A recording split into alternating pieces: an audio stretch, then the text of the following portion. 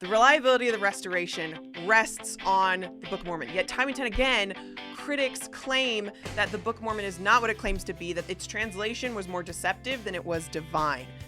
So was Joseph Smith using a seer stone? Was he looking into a hat with his head? Is this a real translation, or is this just a figment of his imagination? Welcome to Informed Saints, where we love to study the gospel, but we also bring receipts. I'm Jasmin Rappleye, and I'm joined in studio today by researchers Neal Rappleye and Stephen Smoot, and we're also joined by a special guest, BYU professor Gerrit Dirkmaat. So welcome. Thanks for having me. Gerrit is a professor of church history and doctrine at Brigham Young University, specializing in 19th century American expansionism. He is also the editor of the academic journal Latter-day Saint Historical Studies, and he is a host of the podcast Standard of Truth. So we're really excited to talk about this. The other thing he's done is he's written a couple books on the Book of Mormon translation. So there's really no one better to talk about this than Gerrit. This is a book you wrote quite a number of years ago. This is From Darkness Unto Light, Joseph Smith's Translation and the Publication of the Book of Mormon. And this was published with Deseret Book and the Religious Studies Center at BYU. Really, really great. But then recently, this one just came out. A much more palatable one for those of us who struggle with reading. So this is Let's Talk About the Book of Mormon. This is just like a very short introduction to Book of Mormon translation. And so I'm really excited to talk about the work you've done in both of these.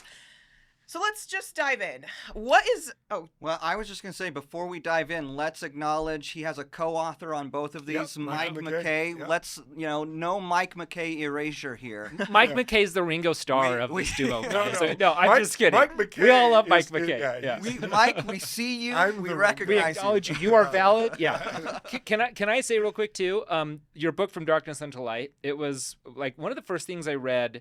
Like this was in the throes of the Joseph Smith papers, right? When they were coming out. Very early on. Yeah, actually. but like I remember reading this, and in fact, I remember I bought a copy for Neal. I got a copy for myself at Deseret Book, and I thought this is so cool. I ran and got a copy for Neal, and we just nerded out about it for like a whole week. I was gonna tell that story too. Like this book was like so monumental in like as a publication. It really was kind of the floodgates. Like the first time all the data that Joseph Smith papers had been putting together on something had come together in like Jasmin says this book's more palatable, but this is actually a pretty palatable narrative. Really is. Yeah. It's It's a very readable book, and it like people who had been complaining about like the seer stone in the hat, stuff like this integrated it in, and it showed that like no, you can actually still believe all of this. And Be historically grounded. Yeah. And of course, the other thing it was big for was the artwork that showed up in it, right? You guys had original commissioned Tony art, Sweat. commissioned Yeah. original art of Joseph Smith translating with head and hat, with various different scribes. Really great book. Yeah, and then Anthony Sweat actually contacted multiple different artists, and so the appendix of the book actually has an essay that he wrote where he asked artists, why did you portray the translation the way that you did in this popular image? And what he found was twofold. Some of them were not totally aware of the various different sources, which, Right. Yeah. you don't expect an artist to be a historian. You should see me draw. Some of them were unaware of the various sources of translation, and so they depicted it the way that they envision it in their own mind, which is that's a pretty natural thing to say. Well, how do I think translation looked? And so they did it. He did talk to some who were well aware of the sources of translation, but when push came to shove, creating their image, they didn't know how they could portray that and still have the spiritual experience because it wasn't what the expectation of the audience was. So we've been talking about how there's this disconnect between what the historical sources support about a certain event and then how artists often portray that being at odds with each other sometimes just by the nature of the craft of art. Yeah. And so let's like kind of get to the heart of this. How was the Book of Mormon translated? What did the historical sources say that might be at odds with our artistic depictions of Joseph Smith? Yeah, I mean, that's a great question because first and foremost, the translation of the Book of Mormon is a miracle, right? So this is the gift and power of God. So I can't explain how the translation took place fully because it's a miracle. One of the things that I wasn't taught at the University of Colorado was, discerning miraculous power 101. I mean, it was a higher level class. I'm disappointed, Gerrit. I was expecting you to tell us how seer stones work. Well, Come on, man. so- What are we doing here? So what can historians do? And this is one of the points we make in the Let's Talk About book. We can't prove the miraculous. Okay, so a historian can't prove that Jesus walked on water, right? I can't prove it. What I can say is Jesus' followers consistently stated and believed that he walked on water. Now, that is providing what does the historical record say?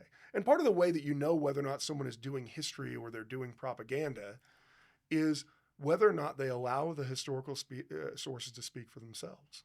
So, what miracles are, they are by definition impossible, essentially, right? Mm-hmm.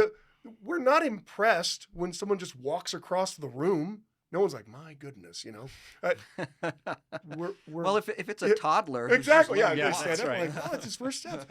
But the whole reason that miracles have power is because they are not possible outside of the intervention of the power of God. So we can't get to the bottom of how exactly does Jesus walk on water. We know that his followers say that he did. And what can a historian say? A historian, if they're being a good one, isn't going to try to prove whether or not Jesus walked on water. They're not going to say like, well, they said Jesus walked on water, but obviously he didn't because I don't think he did. Because you notice like, well, that's just... Well, can I actually push a little bit more on that? Because I have heard a lot of non-Latter-day Saints, atheists, secular historians, or even former Latter-day Saints claim because history cannot prove a miracle by definition, therefore we should assume the miracle didn't take place. Like that should be the default assumption. Yeah, I mean, well, and frankly, that's the default assumption that people have. I mean, miracles have power because they couldn't happen otherwise, right? So people, as we say in the book, people can't call down fire from heaven. People can't walk on water. People can't raise the dead, except when they do. And when they do is the reason why it's this demonstration of the power of God. To say, well, I find it very unlikely that this miracle happened. I mean, frankly, any Latter-day Saint should be like, yeah, like that's literally that's the definition of you actually get it. When they're like, oh, I find it pretty hard to believe that God gave Joseph Smith revelations. Yeah, we're on the same page. That's actually the whole point. Joseph himself said, I wouldn't, I don't blame anyone for not believing my story, right? Yeah. I wouldn't believe it if it hadn't happened to me. It's not a miracle unless it's extraordinary. But there is a really good point. I mean, I know this made the rounds on social media not terribly long ago, with Alex O'Connor's whole discussion about this, that frankly, that for people criticizing the truth claims of Latter-day Saints, it's not any different than people criticizing the truth claims of early Christians, right? Where you have people who are witnesses of miracles saying that they happen. When someone says, well, I find it really unlikely that, Jesus was resurrected, that's literally the entire point. The whole point of Christianity is the most impossible thing that could ever happen happened. And that's why we believe. And so, sure, someone can always say, well, I find it much more likely that Joseph just, stole a novel from someone and then also read a bunch of esoteric books that he didn't have access to and copied portions of them and then pieced that together with a secret Sidney Rigdon conversion that he came over and helped him write also, and that's where the book actually came from. I mean, I call that, unisom anti-Mormonism because it's what helps you sleep at night. I mean, that's pretty good. It makes you feel better because you're providing an explanation. Yeah. But you don't have historical records that point to those things. And so when we're talking about the translation of the Book of Mormon, what can we do? Historians always want to look at firsthand participants, right? That doesn't mean that you can't get something from someone who said they heard something. But the further you get away from an event and the further you get away from a firsthand participant, the greater likelihood there is that there might be something not quite accurate.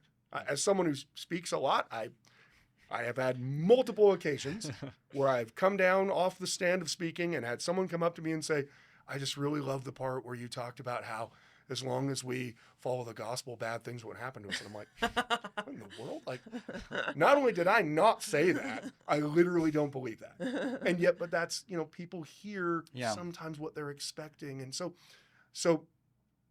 we try to get to what the actual sources say. In this case, with the translation of the Book of Mormon, our best primary source, our closest primary source, Joseph Smith, doesn't say a whole lot about it. Now, he does, in Joseph Smith history, explain, what the angel tells him right from the beginning, that God has prepared 2 stones that are going to be used in the translation, that those stones are, what constituted seers in ancient times. So from the very beginning, any depiction of the translation of the Book of Mormon that you don't see stones in, you have to immediately stop and say, I understand why the artist is doing this, but this can't be exactly how it was translated. Right. Because the angel declared to him, God prepared these stones for you to translate. So if you see a depiction of Joseph translating, and there's not a stone in sight, there's just a hearthstone on the fireplace behind him or something, then you need to take a step back and say, I appreciate what the artist has done here. They're demonstrating the reality of the gold plates. They're demonstrating the holiness of the translation. This can't be a photograph of the translation, because the angel declares that there are stones that are going to be used in the process. We're very literal with in general, American Latter-day Saints are very literal with their art. They want their art to be photographs. Mm-hmm. And that's just how they perceive of things. And so, oftentimes you'll talk with people and say, oh, well, that I was taught that the way Joseph translated was this. And when you ask further questions, you find, well, you never actually were taught that. You saw an image, and that image kind of meshed with how you thought of it in your head, and you said, oh, okay, then that's how it happened. But you obviously had more aggressive primary teachers than me. I never had a Sunday school teacher or a primary teacher who said, okay, we are going to talk about the mechanics of the translation of the Book of Mormon. And this is how it happened. Right. Yeah. And Joseph had the plates in front of him like this, and he held the stuff. I never had that lesson. So did I have assumptions? Absolutely. In fact, when I first started researching on the translation of the Book of Mormon, my initial assumption, and this is back, when I was in early graduate school, was that the only thing he used was the Urim and Thummim stones, because that's all I had thought. I hadn't researched any of this. I did 19th century American history. I hadn't studied church history really, And, you read, Rough Stone Rolling, or you read other things, and you're like, well, wait a minute, that doesn't seem to. And so you start to read the different accounts of people who participated in the translation, and at first they can be jarring to people. Yeah. Right? So if in my mind all I've ever thought is that Joseph had the 2 stones bound together and they somehow attached to a breastplate, and had the plates open in front of him, and he was doing this with it or whatever, then when I find something else out, it can be shocking. And one of the things that historians are taught is to follow where the sources say, and even if it's not what people have previously thought, to see what is the weight of those sources. So we have Joseph, who doesn't say a whole lot about it, but does explain that God had prepared stones. Joseph actually buttresses this by some alterations he makes to the Doctrine and Covenants. So in the earliest iterations we have in the Book of Commandments of say Doctrine and Covenants section 3, it doesn't mention the Urim and Thummim in Joseph's translation. When Joseph edits it for publication in the 1835 Doctrine and Covenants, he includes by the means of the Urim and Thummim in that, which we know wasn't in the original because it was published in the Book of Commandments without that phrase in there, right? But he adds that phrase. So he's certainly not ashamed of the fact that stones were used in the translation. We don't know this to be the case, but incredibly likely that he did the same thing with Doctrine and Covenants, section 17, because the term Urim and Thummim is just not used to describe the stones in any early document.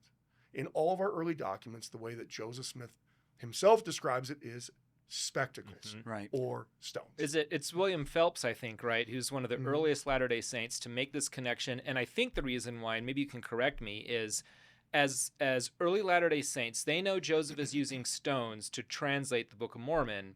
That's going to be kind of weird and unsettling for a lot of people. And so linking it to a biblical device, Urim and Thummim, right? And in the Bible, the Urim and Thummim is a Seeric oracular device that the high priest uses to divine the will of God for the ancient Israelites. And it seems and that it is 2 stones. And it's 2 stones he right? keeps in a breastplate. So it seems like the thinking may have been, if we can appropriate this language from the Bible, which, again, the Nephites don't call it Urim and Thummim. No, it's interpreters, right? Yep. So my understanding is William Phelps and others, Oliver Cowdery, right, they're probably thinking, if we can appropriate this language from the Bible, this will sort of help contextualize for American Christians what's happening here, right? Yeah. It's not hocus pocus, oogie boogie stuff. That's what Joseph Smith skeptics and critics were saying, but rather they want to emphasize by calling these things Urim and Thummim, it's a God-ordained, miraculous device of revelation like the ancient Israelites had. Because you have people mocking the accounts of translation. So I honestly don't think it's much of a problem with Latter-day Saints themselves at all. Maybe this discussion of stones is a good moment to briefly contextualize what's this talk about folk magic that I hear the Smiths are involved in. There's this book that D. Michael Quinn published back in the 80s, Early Mormonism and the Magic Worldview, and I still see this book routinely trotted out there, both by skeptics of Joseph Smith to say, look, these are just a bunch of superstitious hillbillies that believe all this nonsense about stones and divining rods. That's the one hand. On the other hand, you might get members of the church who earnestly are worried about, like, well, wait a second, the Bible says you're not supposed to do things like witchcraft. So surely the Smiths were never involved in any of that kind of thing, right? So you kind of get it from both angles. So Gerrit, would you like to walk us through just briefly, why are we using stones in the first place? What's this folk magic? Oliver Cowdery is said to have the gift of the rod or something in early sections of the Doctrine and Covenants that get edited. The sprout. So help us contextualize what's going on here. So early in Europe, these folk ideas are not always, although sometimes they are, at odds with Christianity. They're integrated into it. And the line of demarcation between science and folk magic, that's a gigantic line to us because, like, we understand science. They don't. And so, for instance, we take Oliver Cowdery. Oliver Cowdery apparently has the ability to use a scrying rod. Apparently, usually it's used to find water. Right? Yeah. But apparently also he uses it to receive answers, right? That he gets, he feels something. They don't see this as magic. They see it as, again, giant air quotes, science. Yeah. And I think, like, it's important. People sometimes, like, I'll encounter people online sometimes who because we're these enlightened ones who are like, well, it's stupid to think that is a thing, and it's stupid to believe that would work. And so therefore, Joseph Smith must have been lying when he said he saw stuff in seer stones, and he must have been conning people when he claimed to be able to, like, find, money or whatever. They think it's all it's got to be a con. It's got to be deceptive. This whole the rod stuff with all, like, it's all got to be fake. And so these guys are, not only are they, like, they're not stupid. They're con men who are they're charlatans. Yeah. But the reality is, like, no, people are actually really sincere in this. And I don't know that we can really say cognitively exactly what's going on, but it seems to work. Like, the reason they believe this is because it worked. It functioned for their lives. It does seem to function. Like, Hiram Page actually seems to be seeing text, right? The Revelation, Doctrine and Covenants 28, affirms that. Right. That the words that are on that stone are from Satan. It's not he's pretending that there's words on the stone. Right. That it's not that he just thinks. there really are words. 'Cause So- there really is a power of Satan. So however you want to approach it, secularly or religiously or whatever, the reality is like these people in this time, in this place, they really believe this stuff is happening. There's something cognitively going on in their brains when they stick their head in a hat with a seer stone in there, and they're actually seeing something, right? Yeah. Well, and I think God uses, people where they're at. Yeah. I mean, to say that, well, this physical action that someone does shouldn't have anything to do with a miracle is to say, well, why does Jesus put clay on the man's eyes? Yeah. Why? I was just going to say, we have plenty of examples in the Bible. Magic rocks and magic sticks are in the Bible. Well, So and I don't want to hear other here's Christians, Moses' especially. rod. I mean, Yeah. I cannot possibly believe Or that God Aaron's would rod ever that use a rod. magically Yeah. sprouts in the Ark of the Covenant, right? Yeah. So I don't want to hear other Bible-believing Christians, especially, Sure. thumb their nose And- at seer stones. yeah, well, and I mean, to the point of how sincere these people are, and the fact that something seems to really be happening for some people, and that's why they believe Yeah. they have these gifts and stuff. Like, these are things that persisted for centuries. Like, No, folk correct. magic didn't just like come out of nowhere in the 1800s. In New England alone. In yeah. New England, like it's something that persisted for centuries among people, and it wouldn't persist if there was absolutely Yeah. nothing to it. I'm not saying I believe in folk magic. Speak Look- for yourself, look, Neal. every- Seer stones are e- based. I No, have just to kidding. tell you, every single class I've ever taught where I explain scrying rods and Oliver Cowdery and finding water with the sprout, I've never taught one where I haven't had at least an student, and usually multiple, who have parents or grandparents who continue to use scrying rods to find water Yeah. on their Yep. farms. Really? Yeah. Yeah, it is. Wow. And when you try to explain it, it's like there's no explanation.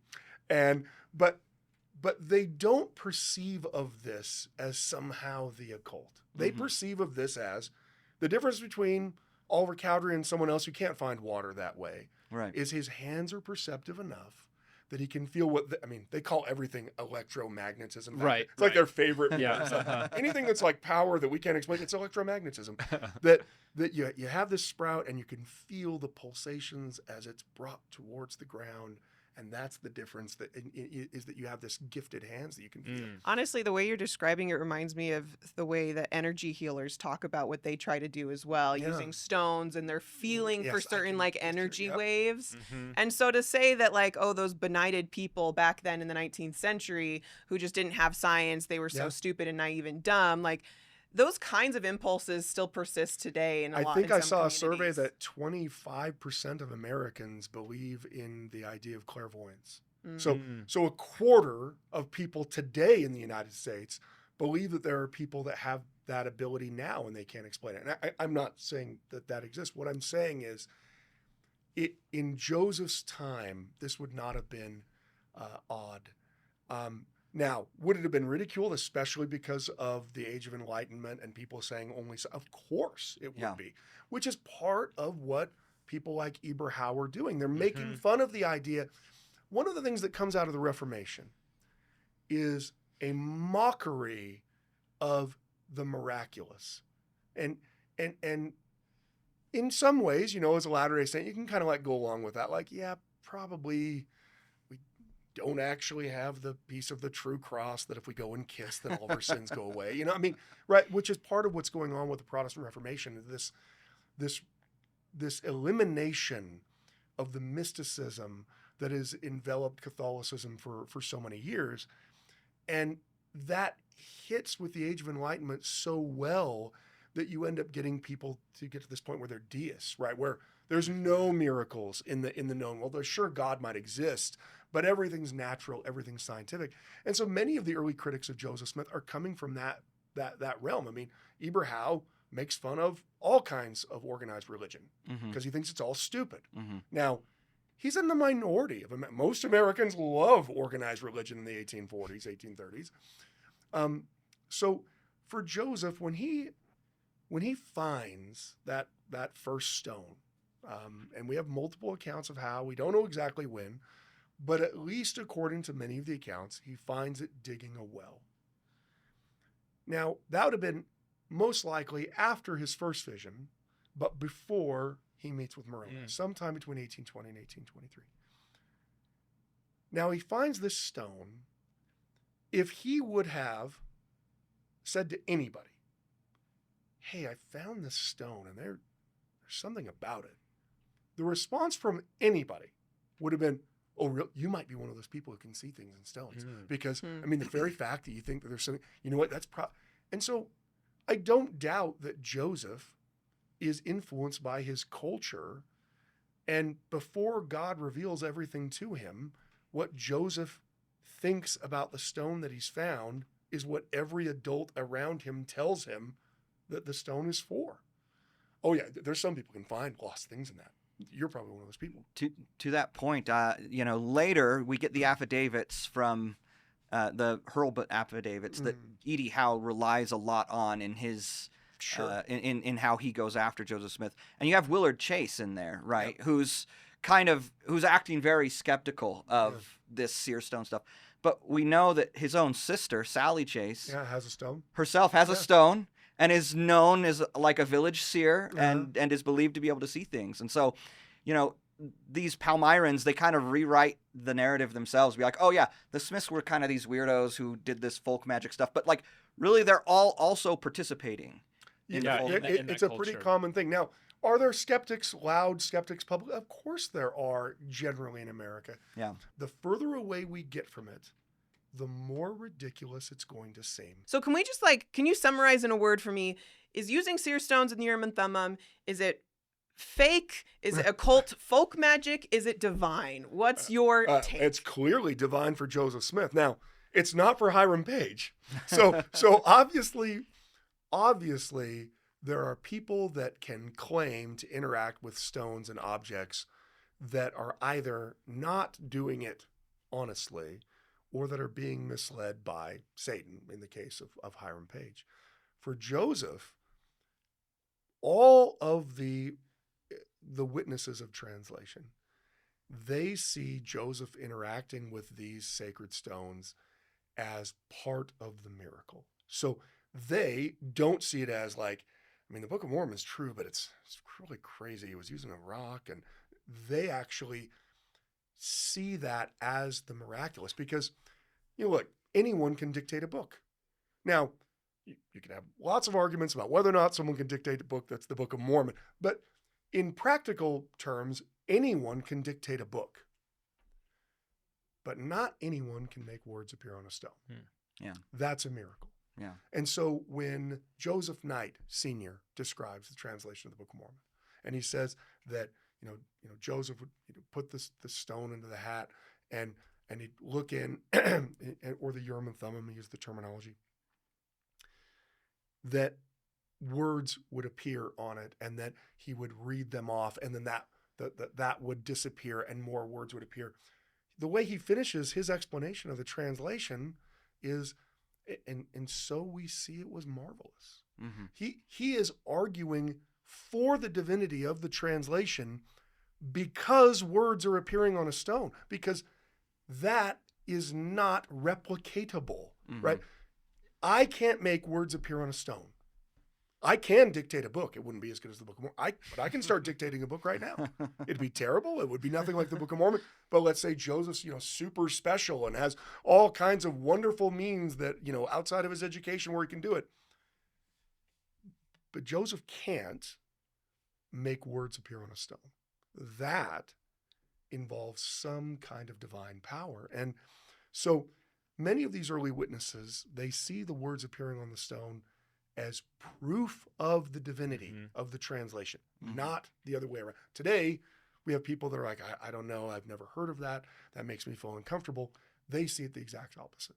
This is evidence of the divinity. I think you're totally right there. I was just rereading for my class on the Book of Mormon I'm teaching this semester, the accounts from Emma Smith and Martin Harris. And Emma's accounts especially are some of my favorites because, to your point, she explicitly says, my husband would put the stone in his hat and he would look at it and the words would appear and he would dictate hour after hour without any breaks or interruptions. And she says it was a marvel and a wonder, right? Using that language from the book of Isaiah. So she even says, something like, though I was a participant in these events, in these events, it's still a marvel to me. Even to me. So I think you're totally right. And that's a good way to help us contextualize, because we are so detached from that worldview in many ways, right?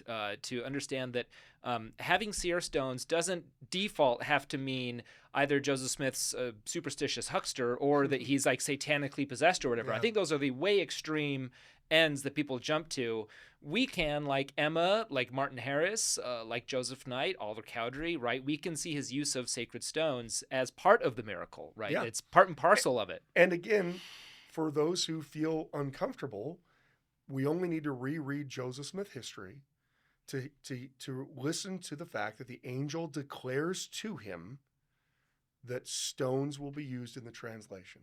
So whatever we've conjured up in our minds about how the translation took place, if we aren't in some way using sacred stones, then we are doing it in a way that the angel declared differently than the way the angel declared. So.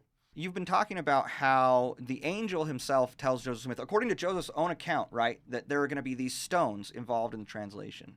But one thing that a lot of people get hung up on, and we even see this within the church. In fact, there's some people who are ardently like, Urim and Thummim only means the Nephite interpreters, right?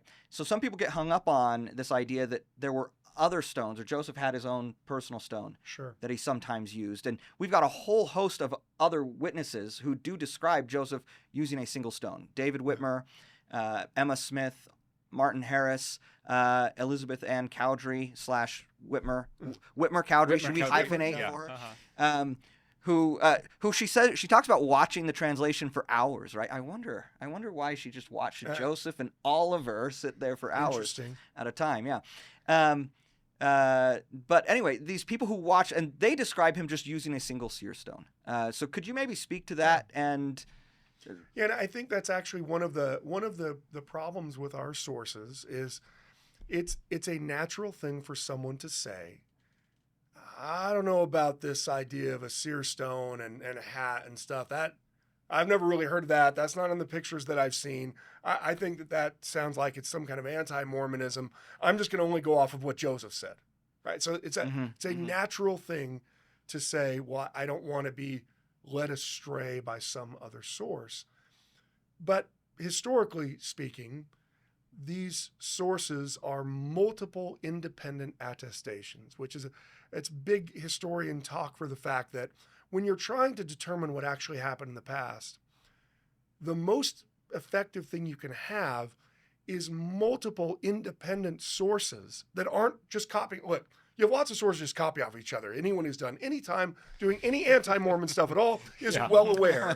Welcome to John C. Bennett's book. Like, I started writing it and I just threw the rest of Mormonism unveiled in there. Those sources aren't very valuable. It's not super valuable to have John C. Bennett copying what Eber Howe copied of what Philastus Hurlbut copied of what someone in Palmyra said about Joseph. It's not John C. Bennett's source. He's just copying another source. So historians value independent attestations that say the same thing or similar things. So, for instance, someone might discount the fact that, as you said, you have these witnesses like Martin Harris said that he used a separate stone and that he placed that stone into his hat. Someone might say, well, didn't Martin Harris apostatize, though? Martin Harris and his apostasy self, of course he's going to say apostate things like Joseph did that. Now, of course, Martin Harris might apostatize, but where does he deny his testimony of the divinity of the Book of Mormon? Is Martin Harris ever trying to prove that Joseph Smith did not translate the Book of Mormon by the power of God? Is there ever a time that Martin Harris was like, you know what? Actually, all made up. So I understand the impulse to say, we can't trust what Martin Harris said because he apostatized. But that's why it matters a lot of what he's trying to do. When Martin Harris is talking about the translation, is he trying to make you not have a testimony of it? Is he trying to make you think it was made up? Or is he trying to show you that it was a miracle? And if the answer is he's still trying to show you it's divine, why would Martin, who participated in all of the early translation, half of the Book of Lehi, if you want to put it that way, why instead of saying how it actually happened, would he invent a fake way that it didn't happen, even though he was trying to convince you that it happened? Right. He's Same- playing 4D chess here. Or Yeah, something, well, it's the I same guess, way with right? Emma. Yeah. Someone might say, well, Emma apostatized. Yeah, Emma is not a fan of the church in Utah when she's giving interviews about the translation. Is she trying to claim that Joseph Smith didn't translate the Book of Mormon? Is she trying to destroy faith in the divinity of the translation? No.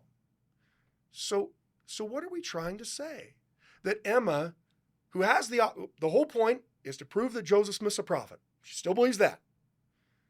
But instead of saying what her actual experience was, that Joseph took a separate stone, that he translated with multiple devices, she said, that he translated with the two stones that were bound together, that he also translated with a separate brown stone, that he would place them in the hat and that he would translate that way, that instead of saying what actually happened, as she's trying to prove that the Book of Mormon's divine, she's decided to appropriate the arguments of anti-Mormons who hate and defame her husband.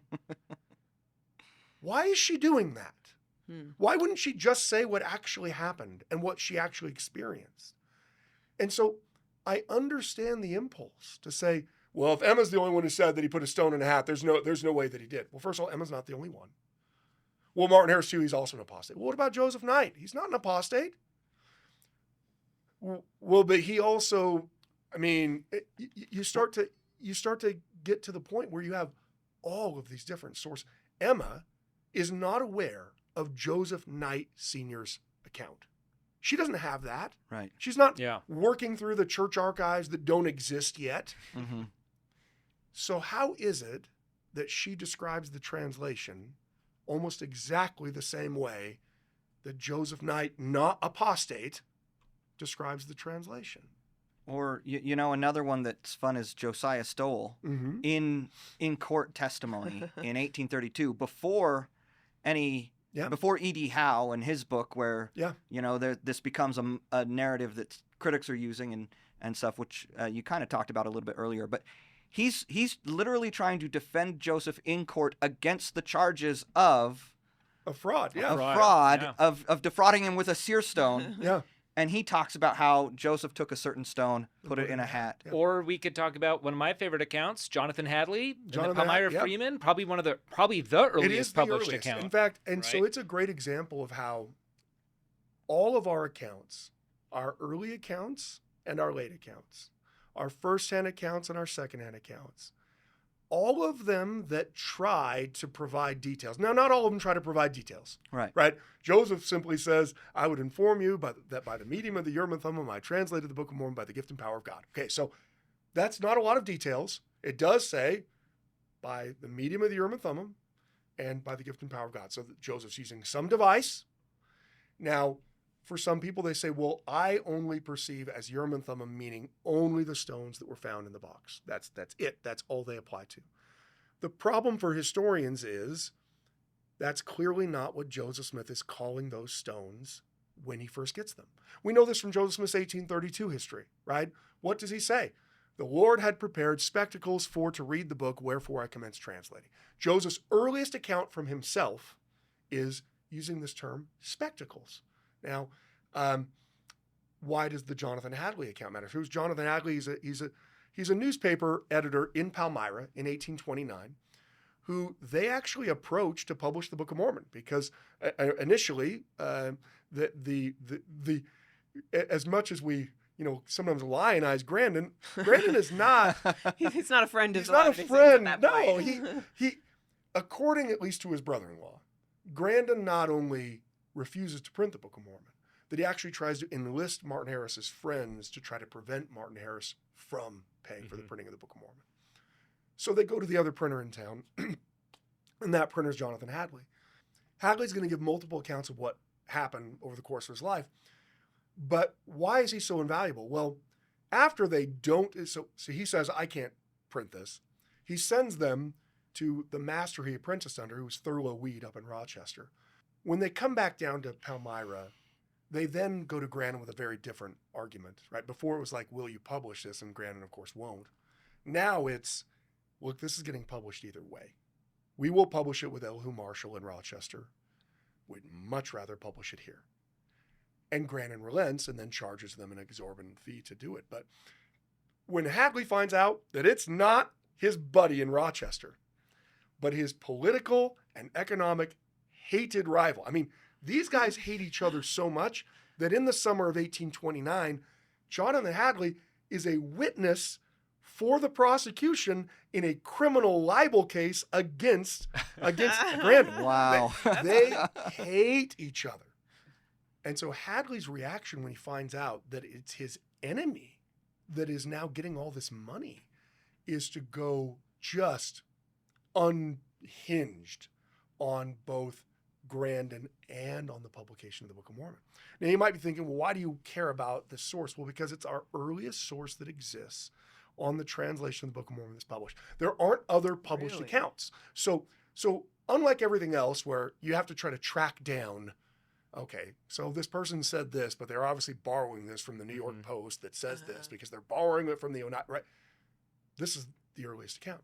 So he can't be borrowing from any other published account out And there. he says he's not borrowing it. He says, this is what they told me. The proselytes, I think he Joseph, calls them, right? Joseph and Martin come into his office because they're trying to get him to print it, right? Yeah. And those are probably his source. I mean, he will multiple times as he's explaining the process of this, he will interject and say, they say so at least, right? Right. He doesn't want anyone to think that he thinks it. Like, he's like, they say that there's plates. Oh, they said, But the best part about the earliest, and I know this isn't what you plan on having on your podcast, but the best part of early anti-Mormon literature, the earliest anti-Mormon literature, is how accurate it is.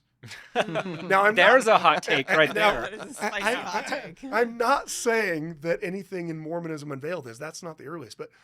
But in these super early accounts, they're telling the story, obviously getting some particulars wrong. And injecting some snark or whatever. Oh, all kinds of dripping with sarcasm. But there's no threat that exists. So the problem with later antagonistic anti-Mormon sources, I mean, again, John C. Bennett's a perfect example. Everything he says is a lie, but in the introduction to his book, I mean, for all I know... ketchup pills? Surely those everything's a lie. Those were going to heal me. In the introduction to his book, he claimed that he never, ever believed in Mormonism ever. That in fact, he knew that it was an evil that was growing in the face of the country. And so he surreptitiously pretended to become a Mormon and ingratiated himself with them so that he could expose their lies. Of course. Classic. No, it's best. Great. And then I guess he was doing the same thing with James Strang. Right. So what a great job you're doing as you expose all these things. But the point is, how can Bennett make that argument? Well, because there are tens of thousands of Latter-day Saints, and they're all over the national sphere, and they do appear to be this growing religion, and they do terrify some traditional Christians. In 1829, there are no members of the church because there's no church. There's like 4 people who believe Joseph Smith, and some of them are Martin Harris. Sometimes, right? I mean, outside of Joseph's family in Palmyra, no one believes him. Yeah. Him and Martin Harris. So there's no threat. There's no reason why we need to go off on a long soliloquy of the horrible nature of Joseph Smith. Because if you're Jonathan Hadley in August of 1829, before there's a Book of Mormon, the story itself is so ridiculous that no one could possibly believe it. So he tells the story pretty straight up. He says, the proselytes give the following account of it, that one Joseph Smith of Manchester, Ontario County, was visited, thrice visited in a dream by the Spirit of the Almighty is what they call it, and told that in a hill by his home was deposited these ancient plates of divine nature and origin. And so he's telling the story because the story itself he thinks is ridiculous enough that no one will believe it. He mocks the fact that they claim that the words of this book are going to be superior to the Bible. Now, it's easy to make that claim because there is no book. And then he even makes fun of the fact that Joseph's uneducated. Jonathan Hadley knows Joseph Smith because Joseph Smith is from Palmyra. And so he even mocks it and says it's, stunning, that someone like this Smith, very illiterate, he puts in parentheses, could have been gifted by God to find and interpret it. So what does he say in that description? He says that by taking this, found together with the plates was a huge pair of spectacles. Taking the spectacles and placing them in a hat, he said so at least. So, again, this is what he says, that he could interpret the characters. So now we have our earliest account. They're at least claiming that this is what the followers of Joseph Smith are saying, Hadley is. But that earliest account that Joseph took stones and placed them in a hat to translate just so happens to be the same thing that Emma says in a later account, that Martin Harris says in multiple accounts, that David Whitmer says in multiple accounts, that Joseph Knight says in his account. What's more likely? Is it more likely that Jonathan Hadley, in his attempt to smear Joseph Smith, just so happened to guess exactly what Emma and David Whitmer and would later claim the translation took place as, or reverse it? Is it more likely that Emma and David and Martin Harris and Joseph Knight, instead of saying how it actually happened, said, you know what? That Jonathan Hadley hated Joseph Smith. Let's just say what he said. I know I was there. I know I served as a scribe for most of it, but let's just, let's just take his argument and claim that there was a hat involved, even though there wasn't. I mean, to a historian, when you have early sources and late sources, antagonists and defenders of Joseph, when they're all saying the same basic thing, the only historically responsible thing to do is to say, there appears to be a couple of things going on here. One, Joseph appears to use multiple different stones in the translation. Again, the Book of Mormon itself is a source. If you're a historian, you have to use the Book of Mormon itself as a source. What does it describe? Stones being used in translation. Mosiah 8. Yeah. Exactly. Alma Stones 37, Gazalem. 37. And a separate stone with its own name, apparently, being used. So the Book of Mormon describes at least 2 different translation devices. And frankly, you have to invent text that's not there to have it not be 3 translation devices. Why? Well, because if we assume that the stones Mosiah is using to translate the Gerrittite records are the ones that Gerrittites had, well, then you then have to explain how he got them. Mm-hmm. Because they didn't have the Gerrittite records. They found them when they're out looking, right? Right. But what does Ammon, not chops everyone's arms off Ammon, other Ammon, what does he say to King Limhi? As an already established fact, yes, assuredly, O king, there is a man who can translate, for he has wherewith he can look and translate records which are of ancient date and is a gift from God, right? So clearly, now again, you could invent a narrative whereby somewhere in what's lost, maybe it's in the 116 pages, the people of Zarahemla came into possession of those Gerrittite stones that were mentioned, even though they didn't have the Gerrittite records. I mean, maybe that happened. But it is probably far more likely that there are Gerrittite stones that are buried up with the record, as discussed, that Mosiah has stones that he uses to translate, and that there's this separate other stone that is then mentioned in Alma. So at the very least, though, taking the Book of Mormon text alone, you have to say that it talks about multiple stones being used for the purpose of translation. So then we turn to, what do the witnesses say? They say Joseph has multiple stones that he uses for translation. It only by saying that the Book of Mormon is not a source do you say, well, there's no record from Joseph saying that there's multiple stones. Well, I mean, there kind of is, right? I mean, and look, here's another source that we haven't talked about yet. In 1841, Wilford Woodruff has a private meeting with Joseph Smith. And in that meeting, he exults in his diary, I was shown today for the first time the Urim and Thummim. Cool. Now, Brigham Young is very clear that after Joseph Smith translates the gold plates, that those stones that were found with the plates, that they go back with the angel. So what is Wilford Woodruff seeing? Now, later, Wilford Woodruff will take a seer stone. We don't know which one, but he will take a stone and he will consecrate it on the altar in the Manti temple at the time of the Manti temple dedication, saying that he consecrated the seer stone that Joseph Smith had with him throughout his life. Wow. So clearly it's seen as a holy thing because Wilford Woodruff's consecrating it there. But what appears to be going on, back to our earlier discussion, is that Joseph is using the term Urim and Thummim to describe any seer stone. We have tended to say, well, he found 2 stones in the box, and this one's probably named Urim, and I guess this one's named Thummim, and that's why it's called Urim and Thummim. Mm-hmm. But Joseph is obviously not doing that. And that's something that we actually all know. We just don't know that we know it. And you're like, well, no, what do you mean? I think I know the things I know. No, because if I were to ask you, what is the planet like that God resides on? You would say It's a massive Urim and Thummim. You mean the ones Joseph found in the box? Obviously not. Obviously, Joseph is using the term Urim and Thummim generically. He is not claiming that God is living on the stones that were found in the box. We could take it further. Book of Abraham.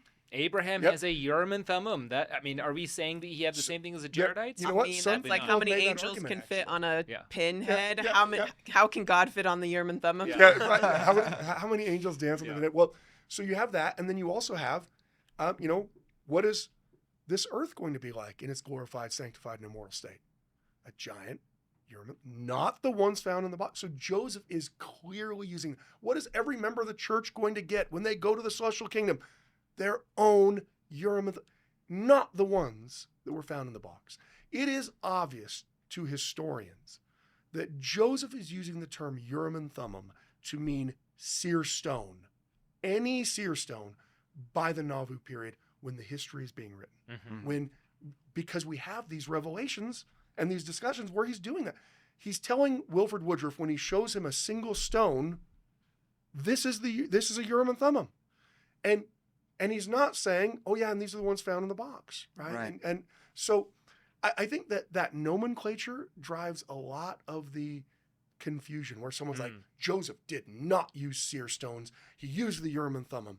Well, first of all, the angel says that the stones are seer stones. So the angel says the use of these constitutes seers in ancient and former times. So the stones in the Urim and Thummim, device found with the plates, they're seer stones. That's literally what the angel calls them. The stones that Joseph finds otherwise, digging a well, maybe in a kettle, according to Brigham Young, one of the ones that he finds, he's using them as these divine instruments to receive revelation. And so from a historian's perspective, even if you weren't a believer, the conclusion you would have to come to is Joseph appeared to use multiple different stones, and at least according to most witnesses, the way that he used them was by placing them in a hat. According to believers, he placed them in a hat in order to block out the light so he could see the words that were written on the stone. Right. Now, someone might say, well, that's not how I envision the translation, or that makes me feel uncomfortable. Or what's the point of the plates if that's how he translates? Yes, someone might say that. So he's not directly looking at the plates. I mean, again, we're talking about miracles. Right. So if someone wants to say, well, could God have given Joseph Smith the entire translation of the Book of Mormon without Joseph having the plates? Well, I said the word could God, so... Yes. Yeah, exactly.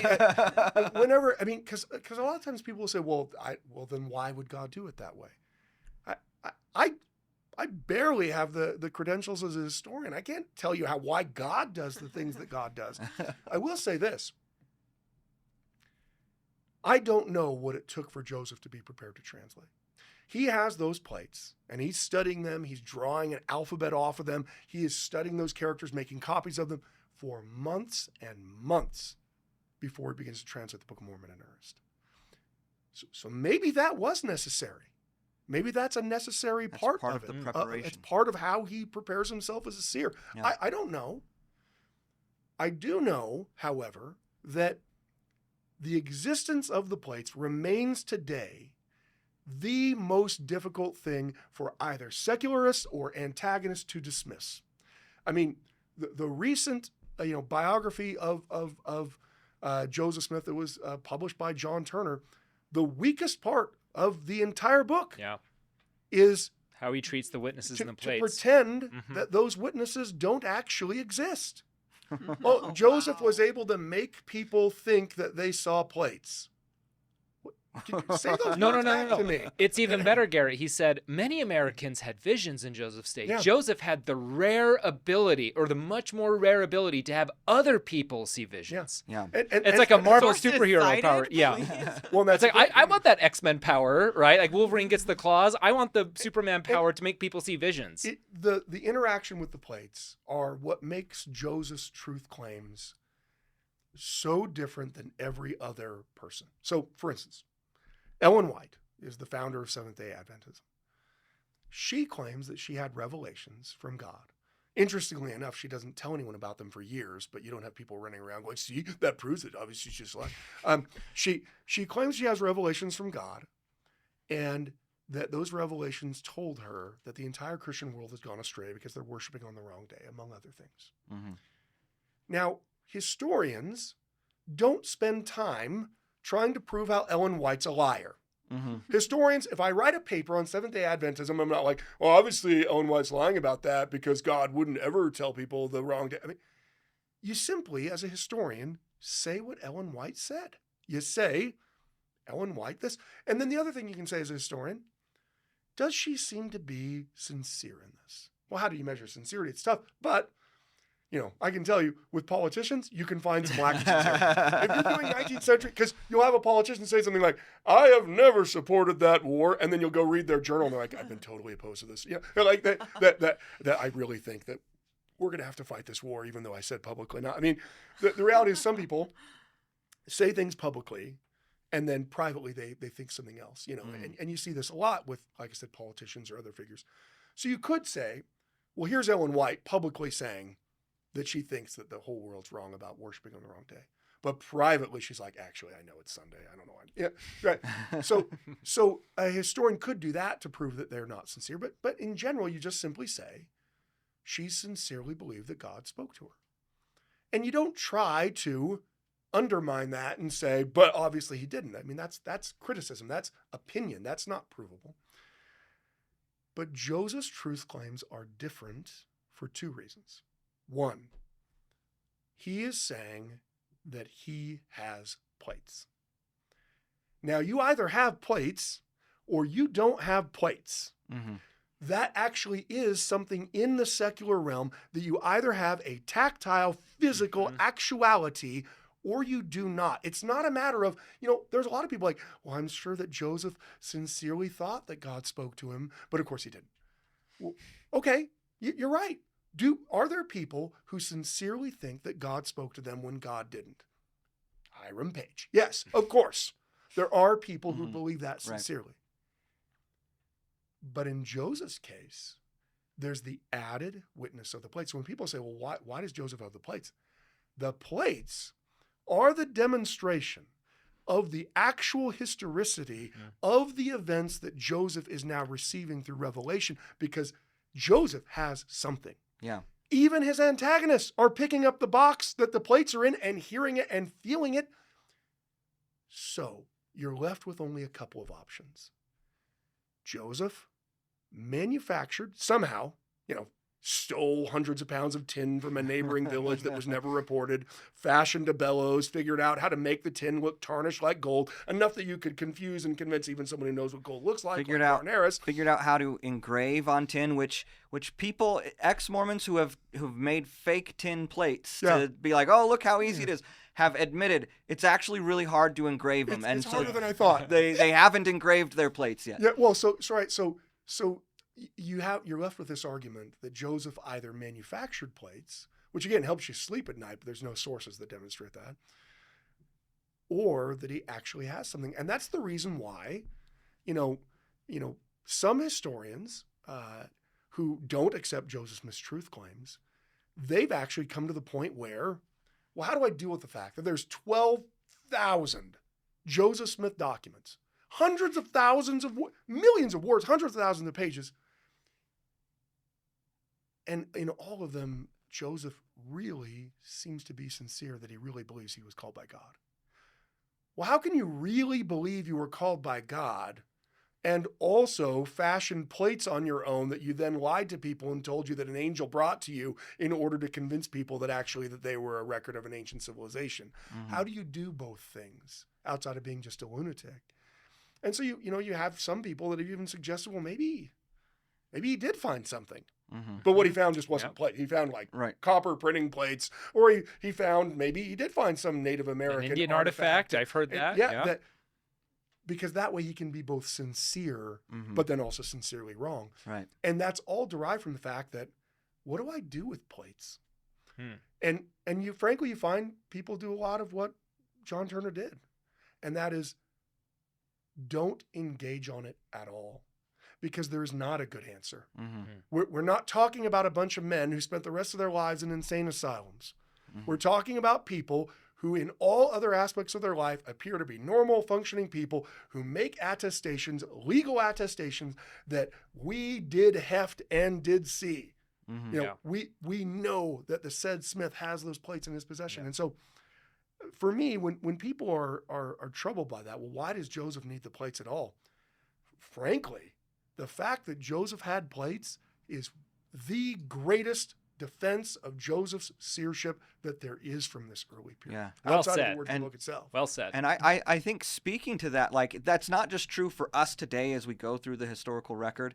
Like, you literally, like, you see for Emma, right, her opportunity to, like, feel the plates through the covering, right? For Martin, before he becomes a formal witness, the fact that he's able to, like, hold the plates and heft them in the box, and later he talks about having them, like, rest on his knee while they're covered, and he's able, like, those are the experiences that gave them confidence. This is real. That this is real, right? And that okay, and like Emma gave up so much, right, to support her husband. Martin gave up so much to support Joseph, and it was those tangible experiences with the plates that convinced them to do it.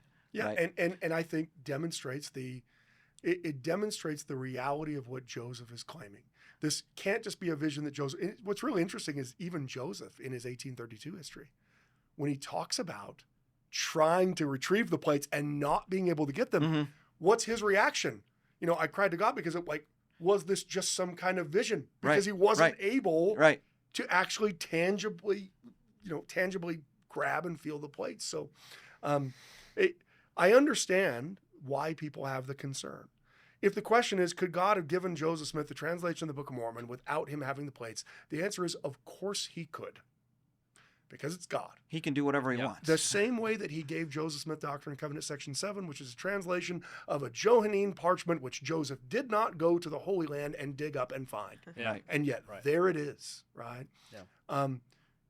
But in some way, there's a connection between the plates and the stones, that they come as a group and they go as a group when Joseph has them taken away. It's a package deal. Yeah, package deal. And I don't know what that is. But I do know that as Latter-day Saints, we should be, incredibly grateful for the physical reality of the plates. And the fact that Joseph isn't directly looking at them when he's translating, or appears not to be, at least according to the sources we have, shouldn't in any way affect whether or not those things are real. Yeah. Those plates are still sitting on the table. Yeah. Like, whether he's looking at them or not, where do those plates come from? And Joseph averred they came from an angel who told them that they were the records of ancient prophets and that they were buried up. Yeah. This has been really enlightening. Thank you so much for joining us for this episode. If anyone wants to learn more about this topic, I'd recommend reading From Darkness Unto Light, or let's talk about the translation of the Book of Mormon. So thank you, Gerrit, for joining us today. Thanks so much for having me.